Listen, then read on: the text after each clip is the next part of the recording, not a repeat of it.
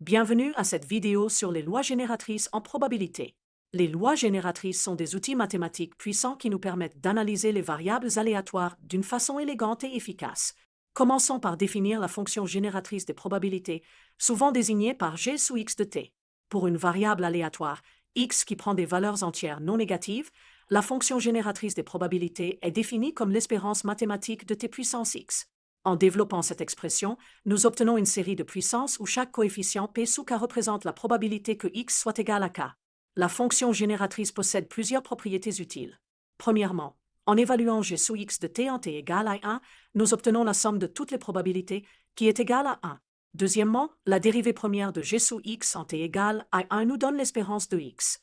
Troisièmement, la dérivée seconde, évaluée en t égale à 1, nous permet de calculer la variance de x. Illustrons ces concepts avec quelques exemples. Commençons par la loi de Bernoulli, où x peut prendre la valeur 1 avec probabilité p et la valeur 0 avec probabilité 1 moins p. La fonction génératrice des probabilités pour cette loi est g sous x de t égale à 1 moins p plus p fois t. Passons maintenant à la loi binomiale. Si x suit une loi binomiale de paramètres n et p, cela signifie que x représente le nombre de succès dans n essais indépendants, chacun ayant une probabilité de succès p. La fonction génératrice pour cette loi est g sous x de t égale à la puissance n de l'expression entre parenthèses 1 moins p plus p fois t. Pour mieux comprendre la relation entre la loi de Bernoulli et la loi binomiale, visualisons comment la fonction génératrice de la binomiale peut être dérivée à partir de la fonction génératrice de la Bernoulli. Si x sous 1, x sous 2, jusqu'à x sous n sont des variables aléatoires indépendantes suivant toute une loi de Bernoulli de paramètres p, alors leur somme x égale à x sous 1 plus x sous 2 plus, etc., jusqu'à x sous n suit une loi binomiale de paramètres n et p. La fonction génératrice de cette somme est le produit des fonctions génératrices individuelles. Comme elles sont toutes identiques, nous obtenons la puissance n de la fonction génératrice d'une Bernoulli. Considérons maintenant la loi de Poisson de paramètres lambda.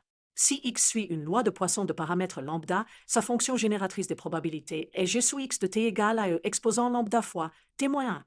Cette loi est particulièrement utile pour modéliser le nombre d'occurrences d'un événement rare sur un intervalle fixe. Les fonctions génératrices ont plusieurs applications importantes en probabilité. Premièrement, elles permettent de calculer facilement la distribution d'une somme de variables aléatoires indépendantes. Deuxièmement, elles permettent d'identifier la loi d'une variable aléatoire en comparant sa fonction génératrice à celle des distributions connues. Troisièmement, elles facilitent le calcul des moments d'une distribution, comme l'espérance et la variance. Illustrons comment utiliser la fonction génératrice pour calculer l'espérance et la variance d'une loi binomiale. Nous avons vu que la fonction génératrice est g sous x de t égale à la puissance n de l'expression 1 moins p plus p fois t. Pour calculer l'espérance, nous prenons la dérivée première de cette fonction, puis nous l'évaluons en t égale à 1. Cela nous donne l'espérance de x égale à n fois p, ce qui correspond bien au résultat connu pour la loi binomiale. De même, pour la variance, nous utilisons la dérivée seconde évaluée en t égale à 1, ce qui nous conduit à la variance de x égale à n fois p fois 1 moins p.